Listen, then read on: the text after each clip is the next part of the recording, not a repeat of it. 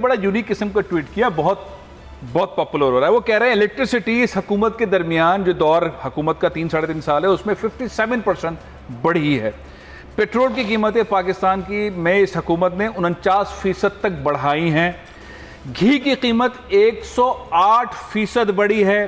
बिलावल भुट्टो जरदारी कहते हैं चीनी की जो कीमत है वो 83% बढ़ी है और 20 किलो जो आटा है उसकी कीमत में 52% तक इजाफा हुआ है। शाहब साहब, जब हम सरकारी लिस्ट देखते हैं, बिलावल भुट्टो जरदारी साहब ने तो फैक्ट्स वाली बात की ना, कोई झुटला ही नहीं सकता। अब कितना भी कोई इमरान खान के करीब हो, उसको चूमता हो, प्यार करता हो, हुकूमत के लिए जान निछावर कर दे, बिलावल भुट्टो जरदारी के ट्वीट से बाहर नहीं आ सकता। ये तो ग्राउंड रियलिटी। आज शहरों में इससे ज्यादा महंगाई है।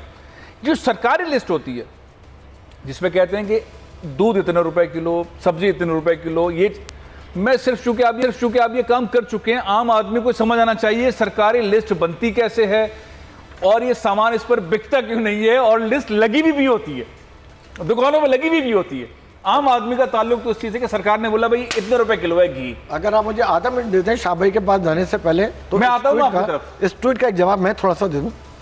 देखिए, इस ट्वीट में इन्होंने जितनी चीजें दी ना कि इतनी महंगी भी है, आप इसका कंपैरिजन इस वक्त आफ्टर कोविड पूरी दुनिया से निकालें कि अगर अरे राशिद भाई ये तो फुल टॉस है, इसको मैं शॉट मारूंगा, बॉल ग्राउंड से गलियों में जाएगी। दुनिया में लोगों की कुव्वत खरीद, उनकी तनख्वाह, यहाँ तो सेठ टाइम पर तनख्वाह नहीं देता, यहाँ पे कर्ज नहीं मिलता, यहाँ मेडिकल नहीं है, यहाँ करप्शन है, यहाँ पॉलिटिकल तासुब है। यहाँ आप मुकाबला कहाँ कर रहे हैं दुनिया की उन चीजों से? वहां तो कोविड के अंदर घर बैठकर पैसे मिल रहे थे। गलत था। अमेरिका में हुआ ना, वो लोग काम करने के काबिल नहीं रहे, इकोनॉमी उन्होंने गिरा दिया। कनाडा में भी मिल रहा है। कनाडा में ये हुआ। हमारी जो पॉलिसी रही कोविड में वो एक्सीलेंट पॉलिसी रही है हमारी गवर्नमेंट ने जो वो। लेकिन हम जब बात करते हैं ना दुनिया में महंगाई है, वो भाई यहाँ तो सिनेरियो ऐसा है कि कराची में कचरा उठाने वाला कोई नहीं है, पानी देने वाला नहीं है। कराची में पानी जो मुल्क को चलाने वाला शहर है उसके मसाइल पे आ जाए तो ये परस्ती उड़ जाएंगे ना सारी पॉलिसी। बिल्कुल सही है शाह भाई। देखें, हमें ना बेसिकली अपने कंसेप्ट्स को ठीक करना चाहिए सर। जो प्राइस कंट्रोल है या प्राइस मैकेनिज्म जो है वो एक सूबाई सब्जेक्ट है और सिंध में जो है सबसे ज़्यादा महंगाई है तो उसकी ज़िम्मेदारी इमरान खान की नहीं है, उसकी ज़िम्मेदारी जो है वो गवर्नमेंट ऑफ सिंध की है। और उसमें ज़ाहिर है जो मिडल मैन है या जो भी लोग हैं या जो सुपरविजन में हैं या जो मॉनिटरिंग में हैं या जिन्होंने इसको इम्प्लीमेंट करना है, वो सारे के सारे एम्प्लॉयमेंट ऑफ सिंध के।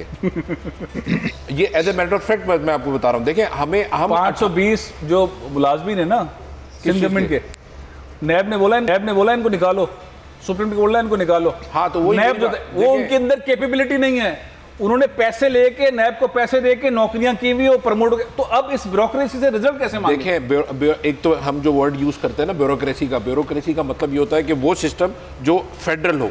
तो ब्यूरोक्रेसी का मतलब ये होता है कि जो सीएसएस ऑफिसर्स हैं, तो उसका मतलब ये होता है मतलब सिंध गवर्नमेंट के अंदर नहीं है यार। नहीं, अच्छा, यहाँ जो भर्तियाँ हुई है ना, तो यहाँ पे तो भर्तियाँ ऐसी हुई हैं कि जो पीएन था, जो नायब कासिद था, जो घर में काम करने वाला था, वो असिस्टेंट कलेक्टर और असिस्टेंट कमिश्नर और डिप्टी सुपरिटेंडेंट ऑफ पुलिस लगे हैं मोहतरमा की पहली गवर्नमेंट में। बातें करते हैं तो ब्यूरोक्रेट्स भी मैं बता रहा हूँ आपको। और वो अल्लाह ताला उनको जो है वो उसका अजर देगा जस्टिस मुस्लिम हानी साहब को, जिन्होंने 800 एम्प्लॉयमेंट 800 इरेगुलर प्रमोशंस को सीधा किया। आप सब अब जो कुछ भी है सिंध गवर्नमेंट में जो ऑफिसर्स हैं वही ब्यूरोक्रेसी है।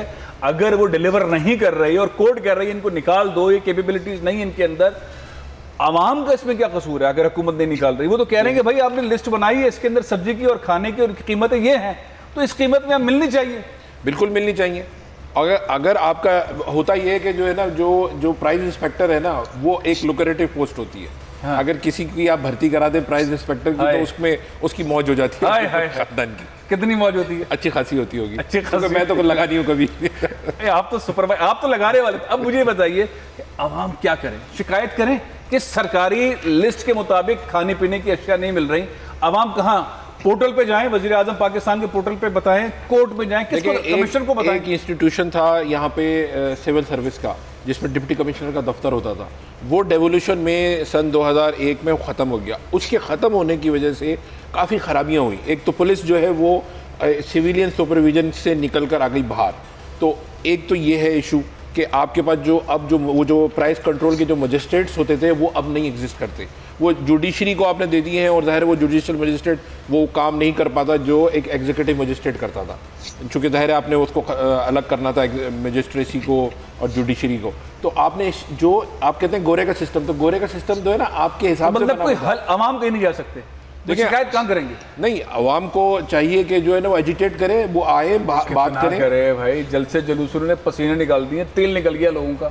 देखिए यही हल है शाहिद साहब। ये मैंने अवाम वाली बात की है कि आम आदमी क्या करे जब सरकार एक लिस्ट निकालती है कि ये खाने पीने की कीमत है सरकारी सतह पे। वज़ीर आज़म पाकिस्तान ने कल बहुत सारी बातें फरमाई, बहुत सारे लोग कमेंट कर रहे हैं। सरकारी नक्श पे अगर कोई चीज़ ना मिल रही हो तो आपके ख्याल में करना क्या चाहिए? लेकिन पहले आप मुझे इजाज़त दे दें, एक एक जुमले में 3 बातें आपको बता दूं जो बुनियादी हैं, बहुत ज़रूरी है।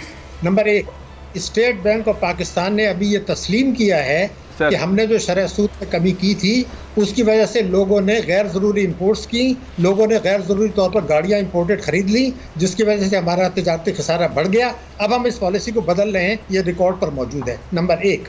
नंबर 2 ये कि ये हम भूल रहे हैं कि जिस वक्त हमने रुपए की कदर शरह सूद में कमी की थी, उसके साथ साथ स्टेट बैंक ऑफ पाकिस्तान ने बैंकिंग कंपनीज ऑर्डिनेंस 26A और 40A को तोड़कर और आईन पाकिस्तान की शिक 3 को तोड़कर जो 3 करोड़ से ज़्यादा खातेदार थे उनकी मुनाफे की शरह कम करके 600 बिलियन रुपए 3 करोड़ आवाम से वापस लिया है।